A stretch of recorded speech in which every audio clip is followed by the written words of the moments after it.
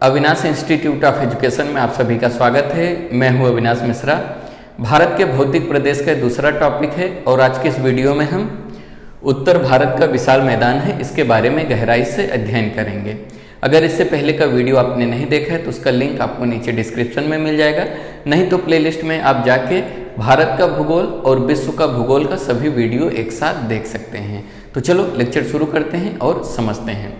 सबसे पहले हम देखेंगे कि मानचित्र पर उत्तर भारत का विशाल मैदान कहाँ पर स्थित है। तो ये है भारत का मानचित्र, आप देख सकते हो यहाँ पे जो हरा कलर का मैंने दर्शाया है, ये है उत्तर भारत का विशाल मैदान। यहाँ पे ये सफ़ेद कलर वाला भाग भी और ये वाला पूरा जो है उत्तर भारत का विशाल मैदान है। इसे उत्तर भारत का विशाल मैदान क्यों कहा जाता है? क्योंकि ये भारत के उत्तर दिशा में स्थित है। तो भारत के उत्तर दिशा में स्थित होने के कारण इसे उत्तर भारत का विशाल मैदान कहा जाता है। मैदान क्या होता है? एक समतल जमीन को मैदान कहा जाता है। मैदान किसे कहते हैं? एक समतल जमीन को मैदान कहा जाता है। समझ में आ गया? उत्तर भारत का जो विशाल मैदान है वो एक नवीन भूखंड है। नवीन भूखंड मतलब एक नई भूमि है। इसे नई भूमि क्यों कहा जाता है? क्योंकि इसका जो निर्माण है वो हिमालय की उत्पत्ति के बाद हुआ है। परीक्षा की दृष्टि से बहुत इंपॉर्टेंट है, कई बार परीक्षा में पूछा जा चुका है। फिर से आप इसको समझो। उत्तर भारत का जो विशाल मैदान है एक नवीन भूखंड है, क्योंकि इसका निर्माण जो है हिमालय पर्वत की उत्पत्ति के बाद हुआ है। समझ में आ गया? आइए इसके बारे में हम स्पष्ट रूप से समझते हैं। तो यहाँ पे मैंने लिख दिया है ताकि मेरे पढ़ाने के बाद आप इसका स्क्रीनशॉट ले लेना और नोट्स बना के अच्छे से लिख लेना, आपको बिल्कुल डाउट नहीं रहेगा। ठीक है, तो आइए सबसे पहले हम देखते हैं उत्तर भारत का जो विशाल मैदान है उसकी स्थिति कहाँ पे है। यह प्राकृतिक विभाग हिमालय के दक्षिण तलहटी से भारतीय प्रायद्वीप की उत्तरी सीमा तक फैला हुआ है। तो सबसे पहले हम देखेंगे कि इसकी जो स्थिति है या विस्तार है कहाँ पे है। तो यहाँ पे है हिमालय पर्वत। हिमालय पर्वत के दक्षिण नीचे वाले भाग को हम लोग दक्षिण कहते हैं। हिमालय पर्वत के दक्षिणी तलहटी से, तलहटी का मतलब क्या होता है? पर्वतों का जो निचला भाग होता है उसे तलहटी कहा जाता है। मान लेते हैं ये पर्वत है, तो यहाँ पे हिमालय है। हिमालय का जो निचला भाग होता है उसे हम लोग क्या कहते हैं? उसे हम लोग तलहटी कहते हैं। तो हिमालय के तलहटी से लेकर और प्रायद्वीप है, तो भारत का जो ये दक्षिणी भाग है इसे प्रायद्वीप कहा जाता है। प्रायद्वीप के उत्तरी सीमा के बीच में जो भाग दिखाई देता है उसे हम लोग उत्तर भारत का विशाल मैदान कहते हैं। इसकी स्थिति कहाँ पे है? यहाँ पे है हिमालय, हिमालय के दक्षिण में है, और यहाँ पे है प्रायद्वीपीय पठार। प्रायद्वीपीय पठार के उत्तर में जो मैदान आपको दिखाई देता है उसे हम लोग क्या कहते हैं? उसे हम लोग उत्तर भारत का विशाल मैदान कहते हैं। क्लियर हुआ? अब हम देखते हैं इसकी उत्पत्ति या निर्माण कैसे हुआ। ठीक है, इस मैदान का निर्माण उत्तर में हिमालय तथा दक्षिण में प्रायद्वीपीय पठार से निकलने वाली नदियों द्वारा बहाकर लाए गए अवसादों से हुआ है। तो इस मैदान का निर्माण कैसे हुआ है यहाँ पे ध्यान दो। तो इसका निर्माण जो है हिमालय से निकलने वाली नदियों के कारण तथा जो प्रायद्वीपीय पठार से नदियाँ निकलती हैं उसके कारण जो बहाकर लाए गए अवसाद होते हैं उससे उसका निर्माण हुआ है। तो अवसाद क्या होता है पहले आप इसको समझ लो, फिर मैं आपको समझाता हूँ। जब कोई नदियाँ बहती हैं तो अपने साथ बहुत सारे धूल, मिट्टी तथा पत्थर के टुकड़े लेकर बहती हैं। उसी पत्थर के टुकड़े को हम लोग अवसाद कहते हैं। समझ में आ गए? तो जब हिमालय से नदियाँ निकलती हैं तो हिमालय से बहुत सारी नदियाँ इस मैदानी प्रदेश की तरफ निकलती हैं। यानी मैदानी प्रदेश क्या है? एक निचला जमीन है। समझ में आ गया? तो नदियाँ क्या होती हैं? पर्वतों से निकलती हैं, यानी ऊंचाई से निकलती हैं और पर्वतों को तोड़ती हुई उसका चूर्ण बनाकर लेकर आती हैं, जिसे हम लोग अवसाद कहते हैं। और ये जो प्रायद्वीप है, प्रायद्वीप के जो पठार है यहाँ से भी बहुत सारी नदियाँ क्या कहती हैं? उत्तर के मैदान की तरफ बहती हैं। तो इन नदियों के कारण क्या होता है? बहुत सारे अवसाद आके यहाँ पे इकट्ठा हो गया है। समझ में आ गया? इस वाले जगह पे नदियों के बहने के कारण बहुत सारा अवसाद आके इकट्ठा हो गया है, जिसके कारण इस मैदान का निर्माण हुआ है। समझ में आ गया? इसका निर्माण कैसे हुआ, फिर से एक बार समझो। जब कोई नदी बहती है तो नदी क्या करती है, अपने साथ धूल, मिट्टी, कण, पत्थर के टुकड़े लेके बहती हैं। तो जब नदियां पर्वतीय क्षेत्र से निकलती हैं तो उसका रफ्तार बहुत अधिक होता है, और जैसे ही नदियां जब मैदानी प्रदेश में प्रवेश करती हैं तो उनका जो रफ्तार होता है वो धीमा पड़ जाता है, मंद पड़ जाता है, जिसके कारण जो धूल, मिट्टी, कण और पत्थर के टुकड़े होते हैं जिसे हम लोग अवसाद कहते हैं, तो अवसाद लाके मैदानी प्रदेशों में जमा कर देती हैं, जिसके कारण उत्तर भारत का जो विशाल मैदान है उसका निर्माण हुआ है। समझ में आ गया?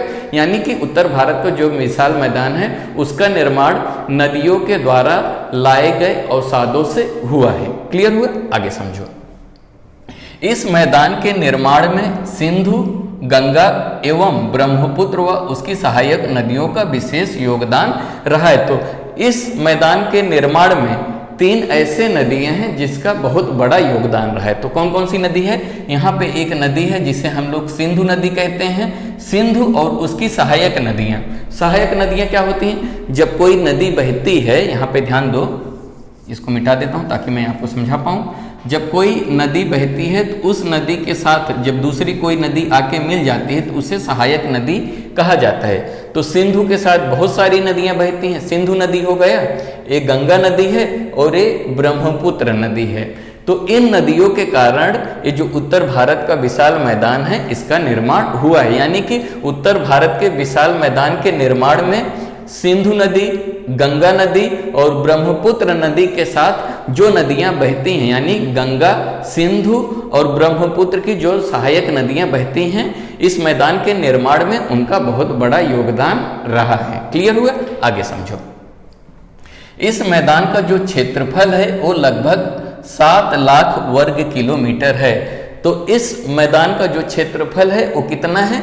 7 लाख वर्ग किलोमीटर है। समझ में आ गया? इस मैदान का जो लंबाई है पूर्व से पश्चिम दिशा में 3200 किलोमीटर है।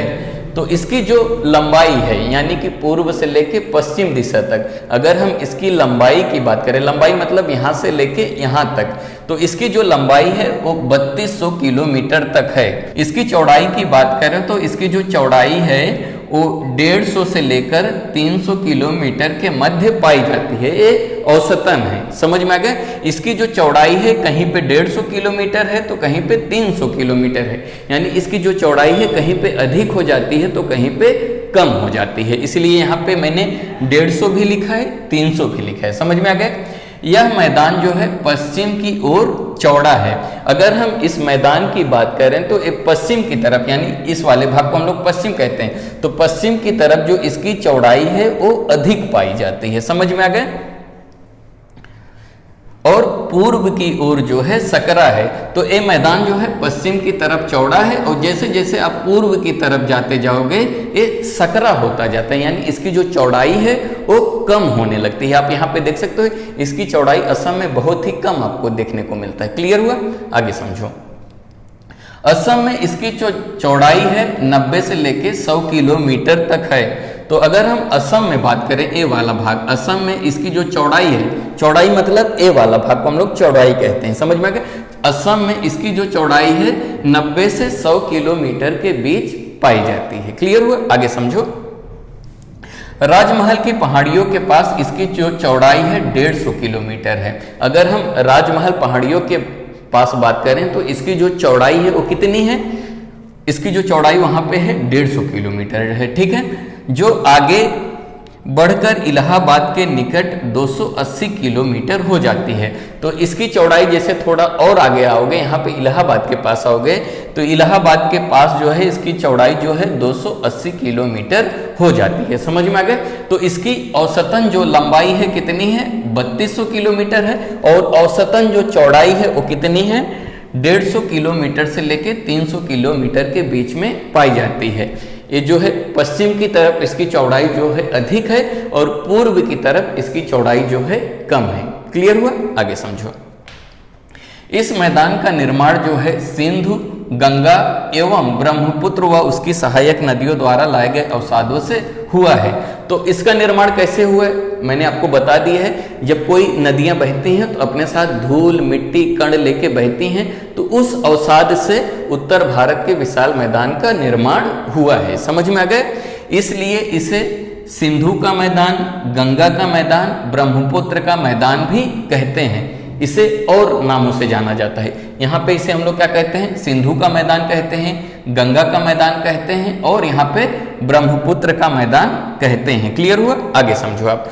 उच्चावच की दृष्टि से इस मैदान का विभाजन, यानी कि उच्चावच की दृष्टि से, उच्चावच क्या होती है? जमीन के बनावट के अनुसार इस मैदान का फिर से विभाजन किया गया है। विभाजन मतलब इसका बंटवारा किया गया है। तो आइए देखते हैं। तो सबसे पहला जो प्रदेश है जो है भाबर प्रदेश है। भाबर बहुत इंपॉर्टेंट है परीक्षा की दृष्टि से, आप अच्छे से समझो।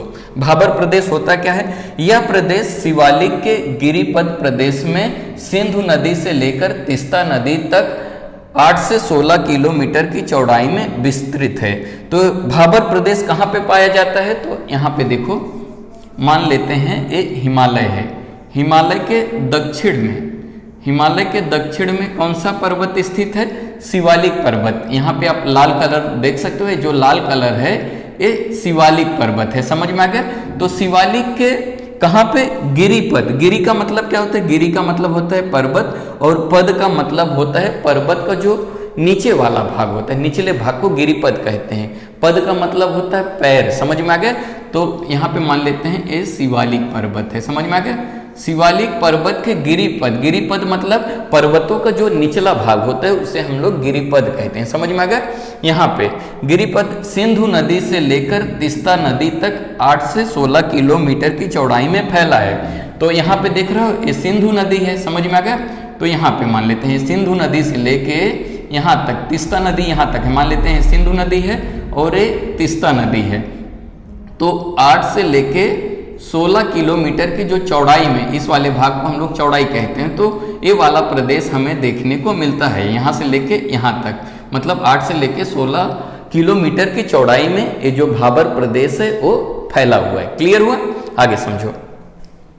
इस क्षेत्र में नदियां बड़ी मात्रा में पत्थर, कंकड़, बजरी आदि लाकर जमा कर देती हैं। तो जब नदियां पहाड़ी क्षेत्रों से निकलती हैं तो क्या करती हैं? अपने साथ बहुत बड़े बड़े पत्थर लेके आती हैं। पत्थर को हम लोग गोलाश्म भी कहते हैं। तो नदियां क्या करती हैं? बहुत सारे बड़े बड़े पत्थर लाके इस वाले प्रदेश में जमा कर देती हैं। जो गोल गोल आपको दिखाई दे रहा है गोलाश्म है। गोलाश्म क्या होता है? बहुत बड़े बड़े पत्थर लाके जमा कर देती हैं। समझ में आ गया? इसकी शुरुआत कहाँ से होती है? शिवालिक के दक्षिण में, यानी कि शिवालिक के गिरिपद से लेके 8 से लेके कितना, यहाँ पे 8 से लेके 16 किलोमीटर की चौड़ाई में अगर आप देखोगे, सिंधु नदी से लेके तीस्ता नदी के जो बीच में जो भाग पाया जाता है उसे हम लोग भाबर प्रदेश कहते हैं। क्यों? क्योंकि यहाँ पे बहुत बड़े बड़े पत्थर होता है। समझ में आ गया? यहाँ पे फिर से ध्यान दो। इस क्षेत्र में नदियाँ बड़ी मात्रा में पत्थर, कंकर, बजरी आदि लाकर जमा कर देते हैं। तो इस प्रदेश में क्या होता है? जब नदियाँ बहती हैं तो पर्वतों को तोड़ के बड़े बड़े पत्थर लाके यहाँ पे जमा कर देते हैं। पत्थर कितने बड़े होते हैं? बहुत बड़े बड़े पत्थर होते हैं। समझ में आ गया? जिस घर में आप रहते हो उतने बड़े भी पत्थर हो सकते हैं। तो बहुत बड़ा बड़ा पत्थर आपको यहाँ पे देखने को मिलता है। यहाँ पे आप देख सकते हो मानचित्र में, यहाँ पे जो काले कलर का दिखाया है गोल गोल, ये भाबर क्षेत्र है। समझ में आ गया? इसे हम लोग क्या कहते हैं? भाबर क्षेत्र कहते हैं। आगे समझो आप। इस क्षेत्र में नदियां अदृश्य हो जाती हैं। तो जब नदियां इस क्षेत्र में आती हैं तो क्या होती हैं? अदृश्य हो जाती हैं। अदृश्य क्यों हो जाती हैं? क्योंकि ये गोल गोल बड़े बड़े पत्थर होते हैं और इन पत्थरों के बीच बीच में सुरंग पाया जाता है। तो नदियां क्या करती हैं? इन सुरंग के माध्यम से नदियां जो हैं पत्थर के निचले भाग से बहती हैं। समझ में आ गया? जैसे ही नदियां भाबर क्षेत्र में प्रवेश करती हैं वैसे ही नदियां क्या हो जाती हैं? अदृश्य हो जाती हैं, यानी कि गायब हो जाती हैं। बहुत ही इंपॉर्टेंट है, कई बार पूछा जा चुका है परीक्षा में। यह प्रदेश कृषि के लिए उपयोगी नहीं है। तो ये जो भाबर वाला प्रदेश है ये जो कृषि के लिए उपयुक्त नहीं है। क्यों? क्योंकि यहाँ पे बहुत बड़े बड़े पत्थर देखने को मिलता है। समझ में आ गया? अब हम तराई के बारे में अध्ययन करते हैं। तो यहाँ पे देख लो, दूसरा जो है तराई प्रदेश है। तो तराई प्रदेश कहाँ से कहाँ तक है? ध्यान दो। यहाँ पे भाबर प्रदेश के दक्षिण में उसके समानांतर फैला यह प्रदेश 20 से 30 किलोमीटर की चौड़ाई में पाया जाता है। तो यहाँ पे भाबर प्रदेश है। भाबर प्रदेश के जैसे और आप दक्षिण में आओगे तो यहाँ से 20 से 30 किलोमीटर की चौड़ाई में जो प्रदेश देखने को मिलता है उस प्रदेश को हम लोग तराई क्षेत्र या तराई प्रदेश कहते हैं। आप यहाँ पे देख सकते हो, जो यहाँ पे काला कलर वाला जो क्षेत्र है ये है भाबर। समझ में आ गया? भाबर प्रदेश में क्या होता है, बहुत बड़े बड़े पत्थर होते हैं जिसके कारण नदियाँ क्या होती हैं, पत्थरों के नीचे से बहती हैं, यानी कि नदियाँ उस क्षेत्र में अदृश्य हो जाती हैं। ठीक है, तो जैसे ही नदियाँ जो है तराई प्रदेश या तराई क्षेत्र में प्रवेश करती हैं वहाँ पे नदियाँ फिर से दिखाई देने लगती हैं। समझ में आ गया? यहाँ पे ध्यान दो, भाबर प्रदेश के दक्षिण में, ये है भाबर प्रदेश, भाबर प्रदेश के दक्षिण में, समझ में आ गया, उसके समानांतर फैला यह प्रदेश जो है 20 से 30 किलोमीटर की चौड़ाई में पाया जाता है। तो कितनी चौड़ाई है इसकी, 20 से 30 किलोमीटर चौड़ा यह फैला हुआ है। कहाँ से कहाँ तक फैला हुआ है, सिंधु नदी से लेके तीस्ता नदी तक, यानी यहाँ सिंधु नदी से लेके तीस्ता नदी तक यह फैला हुआ है। क्लियर हुआ? आगे समझो, भाबर की लुप्त नदियां फिर से प्रकट हो जाती हैं। तो जो नदियां भाबर प्रदेश में विलुप्त हो गई थी, यानी कि जो गायब हो गई थी, वो जैसे ही तराई प्रदेश में प्रवेश करती हैं वैसी वो नदियां फिर से दिखाई देना शुरू हो जाती हैं। क्लियर हुआ? आगे समझो, यहाँ पर अधिकांश भाग जो है दलदल का होता है। तो इस प्रदेश में क्या होता है, दलदल पाया जाता है। क्यों दलदल होता है? क्योंकि नदियाँ क्या करती हैं, जब बहती हैं तो अपने साथ अवसाद लेके बहती हैं। तो नदियाँ जैसे ही जो अपना भाबर क्षेत्र होता है, भाबर जो होता है बड़े पत्थरों का क्षेत्र होता है, तो वो पत्थरों को तोड़ती हुई जो धूल मिट्टी कण होती है तो वे तराई वाले क्षेत्र में लाके जमा कर देती हैं। तो जिसके कारण यहाँ पे एक दलदल प्रदेश का निर्माण होता है। समझ में आ गया? आगे समझो, यहाँ पर घने वन तथा विभिन्न प्रकार के वन्य जीव पाए जाते हैं। तो इस तराई वाले क्षेत्र में बहुत सारे अलग अलग प्रकार के वन्य जीव का मतलब क्या होता है, जंगली जानवर तथा वनस्पतियां हमें देखने को मिलता है। तो यहाँ पे ऐसे वन्य जीव रहते हैं जो दलदल में रहना पसंद करते हैं, जैसे कि घड़ियाल हो गया, जो सांप होते हैं जो दलदल प्रदेश में रहते हैं। यहाँ पे बहुत सारे मच्छर देखने को मिलते हैं। समझ में आ गया? तो ये प्रदेश कैसा है, एक दलदल प्रदेश है। क्लियर हुआ? आगे समझो, इसे हम लोग क्या कहते हैं, तराई क्षेत्र कहते हैं। आप मानचित्र में देख सकते हो, यहाँ पे जो लाल कलर दिखाई दे रहा है शिवालिक है। शिवालिक के दक्षिण में आओगे तो सिंधु नदी से लेकर तीस्ता नदी तक जो भाग है वो भाबर प्रदेश कहा जाता है। उसके बाद भाबर प्रदेश के दक्षिण में आओगे तो जो यहाँ पे देख रहे हो नीले कलर का मैं दर्शाया हूँ, इसे हम लोग तराई क्षेत्र कहते हैं। समझ में आ गया?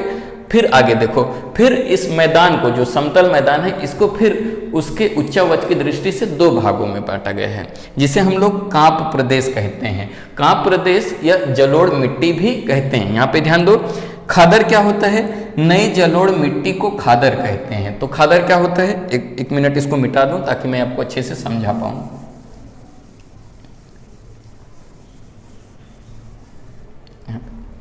मान लेते हैं यहाँ पे एक नदी है, एक नदी क्या करती है, गहरे भाग में बहती है। समझ में आ गया? तो यहाँ पे ध्यान दो, एक नदी है, नदी जो है बह रही है। तो यहाँ पे ध्यान दो, खादर क्या होता है, नई जलोढ़ मिट्टी को खादर कहते हैं। तो नदियाँ जब बहती हैं तो जब भी बाढ़ आता है, तो बाढ़ आने पे क्या होता है, मान लेते हैं कि नदियों का बाढ़ यहाँ तक आता है। तो नदियाँ जब सामान्य मौसम में बहती हैं तो उनका जो सामान्य गहराई वो होता है वो इतना होता है, लेकिन जैसे ही बाढ़ आती है तो नदियों का जो स्तर है यहाँ तक पहुँच जाता है। समझ में आ गया? यानी ए वाले भाग तक नदियाँ पहुँच जाती हैं। तो जिसके कारण नदियों में जो अवसाद होता है तो इस जगह पे क्या होता है, इकट्ठा हो जाता है।